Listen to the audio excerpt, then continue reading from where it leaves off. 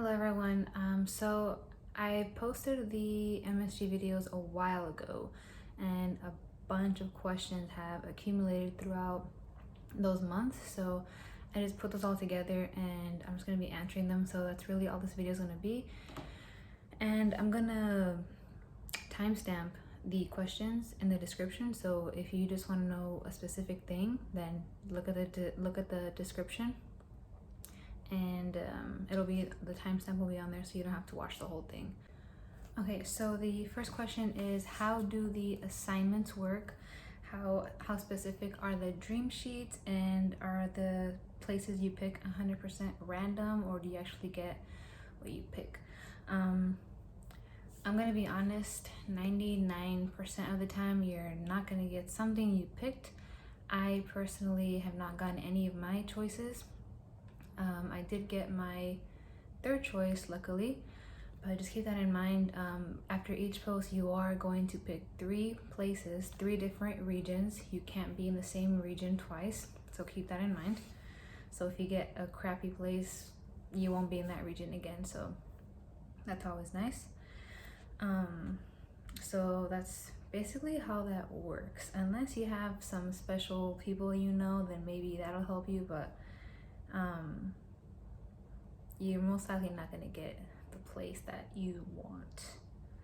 But it also comes to how many people that det wants. So if you want to go to like Italy, or yes, if you want to go to Italy, look at the manning, and if there's short people, then yeah, you might get that place, but chances are you won't.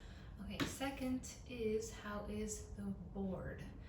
The board, it's a pretty nerve-wracking day, but as long as you walk in confidently, you march in, you report in, and it's literally everyone, all of your superiors in McKessage. So if you're confident, you're gonna be in and out. Just be professional, answer professionally, and it's really nothing to stress about.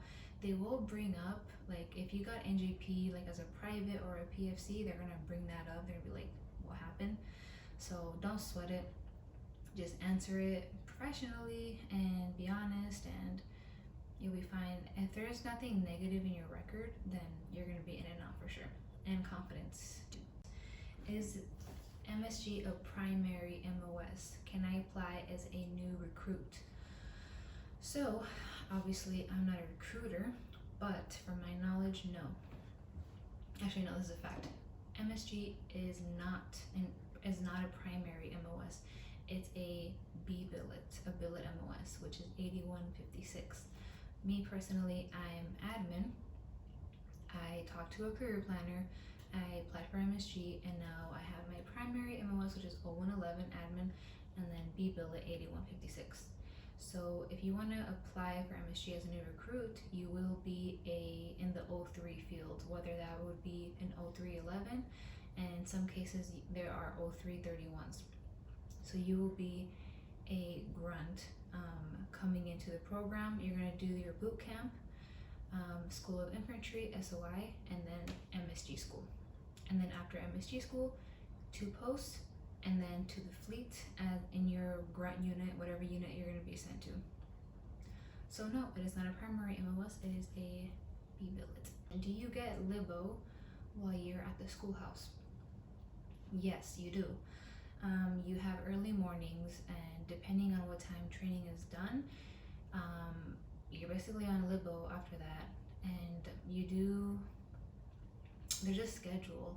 In the actual, where you have your classes, there's a monitor. You'll see your schedule, so you'll know exactly what you're doing every single hour of the day, and they're pretty good on being done on time. And then you have that rest of the time to study, practice your training, or practice post 1, go to the gym, whatever. So you will have plenty of time to do that. And yes, you do get libo. Weekends, that's a different story. You do have weekends as well, but before graduation, it's a little bit more strict. Your deck commander needs to do weigh-ins, and he may or may not do PT with you guys, so it just depends. But just keep in mind, you do have libo, so it's not like 100%. locked down or something like that. And do they care about the 12 MCIs? Before leaving to the schoolhouse, I tried to do all of them. I'll be honest, I didn't finish all of them. But when I went to the schoolhouse, they didn't ask, but that doesn't mean that you don't do it. And they made us complete it though in the schoolhouse. So you might as well just go prepared, but they made us finish it at the schoolhouse. But it's not necessarily like a, oh, you didn't do your 12 MCIs and drop. Like, no, it's not like that. But I do recommend that you get it done so they're not on your ass about it. How do you get on MSAU? MSAU is you have to be recommended. So if you really want to do MSAU, you're gonna have to talk to your deck commander, your A/ or whatever to be recommended, and then your deck commander will do all the work from there. So MSAU, you would have to talk to someone about that. But once you're out on post, same thing. You're gonna talk to your deck commander if you really want to do it, and that's basically how you get on MSAU. And then once you do go MSAU, most posts will have you do DC training. Oh, scratch that. No DC training for MSAU. That's if you're going to a DC post. My bad. So yeah, to get an MSAU, you need to get recommended. Okay, how hard are the tests? I know most of the people in this world are smarter than me because I'm not a good test taker. And if you're not a good test taker, it's possible because I went through it. For me, they were pretty hard, but I'm just dumb probably. You just have to, it's gonna sound cliche, but you just have to study like a lot because the tests are very similar from the study guides, and you do get study guides and they're very helpful. What I did in the schoolhouse, me and my det, we studied with each other and we tested each other. We had flashcards that we went all out. And I will admit, 2 tests I did fail and I had to redo 2 of them. And on one of them, I failed twice, and my 3rd try was either pass or drop, and I passed it on the 3rd try, but it's possible. So for me, they were kind of hard, but as long as you prepare yourself, then you should be fine. Okay, how do I join MSG? There's a couple ways. If you're already in the Marine Corps, just talk to a career planner. That's really all you need to do. If your unit is not a complete a-hole about letting you leave, keep this in mind. If they're giving you trouble about going MSG or talking to a career planner, that's not right. You should be able to talk to a career planner if you want to. It's your career, but all you have to do is talk to the career planner and they'll lead you throughout the whole thing. How is the transfer process? I'm not really sure what this question is referring to.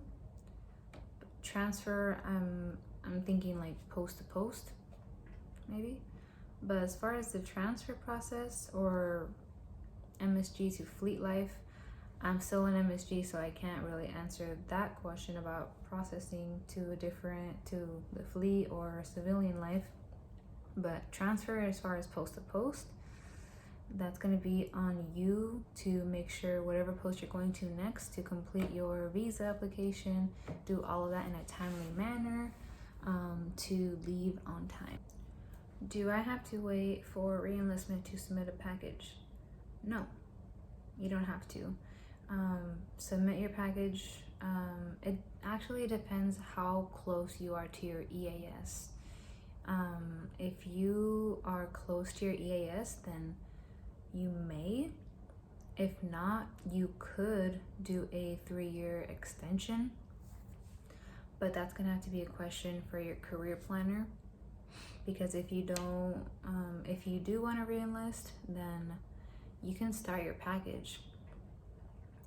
But as far as submitting an MSG package, it depends on how much time in service you have left. So ask your career planner just to be safe. Okay, do you get a polygraph test and MSG? No, you don't. You only get polygraph if you're going to a DC post, meaning you will go to DC training and you go to the range and you do get polygraphed. But as far as the MSG schoolhouse, no, you don't get a polygraph. Can I go MSG if I just hit the fleet under a different MOS? Wait, or do I have to wait a certain time? Every MSG has a primary MOS, so yes, doesn't matter what MOS you are, you can go MSG. As far as just hitting the fleet, that's gonna be up to your command. It is possible. When I was in the fleet in 2016, there was a Lance Corporal who was there not that long, and he got to go MSG. So it depends on your command, but you should be able to. Say I get a regular 4-year contract, how long do I have to wait to apply? How likely will I get accepted? If you have a 4-year contract, that's what every Marine starts with. So that's what I started with. I was in the Marine Corps for 2 years and then I applied. So you don't really have to wait. I mean, like the previous question, it just really, it's talking to a career planner and getting that stuff started. And the likeliness of getting accepted is you can't have an NJP in the last 18 months. As long as you don't have anything crazy in your record, negative stuff, then you will likely get accepted. You also need to have a first or now second class PFT to apply, but usually you have to have some pretty crazy stuff in your record to not be actually accepted. So just basic Marine Corps stuff, be physically fit, do the right thing, and I don't see why you wouldn't get accepted. Do peers have to like you in order to pass? So I mentioned this in another video. It's kind of crappy to say, but in a way, yes, they kind of have to like you. I know I mentioned this before. There's a Marine who was actually doing pretty good in his tests and the training and all that stuff, but his attitude and the way he was working with other Marines was like you know those Marines that are like, calm down. Like, yeah, he was one of those Marines, and the whole detachment felt that way. So if the whole det feels like that about you, then there's probably something wrong with you, and you probably wouldn't work well with a small detachment in a third world country or something. That's another really important thing. You have to be a good you have to be what's the word I'm looking for? You have to be a good team player. I know it sounds corny, but you have to be a good team player.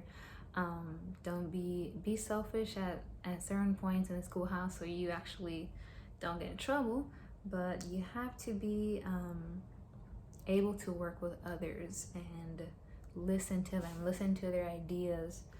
Don't be an asshole. Just be respectful, and I'm sure they'll like you. But yeah, so the peer reviews can make or break you at the end of the day. So fake it if you need to. In MSG, can you live with your spouse? Of course you can live with your spouse. There's posts where there's no dependents allowed, and there's posts where you can take your whole family. Usually the single det commanders, and I'm sorry to say this, but the single det commanders usually get sent to crappy places because there can't be any dependents there, and the det commanders with families get sent to decent places or maybe nicer places because they have a family they gotta take care of. So, but it's not always like that. But that's what I've heard from my previous det commanders. But yes, you can live with your spouse. Usually when, as a det commander, usually you will, after the schoolhouse, you will go to your post, and then your family will be coming in later because they have to do other PCS stuff to be moving. So keep that in mind. Does does every MSG get to carry a sidearm? During post, you have your sidearm, but that's on your duty belt. And during drills, you have your gear and obviously your sidearm on your drop holster, if that's what you meant. As far as having a sidearm to carry whenever you're out in libo, no, you don't do that.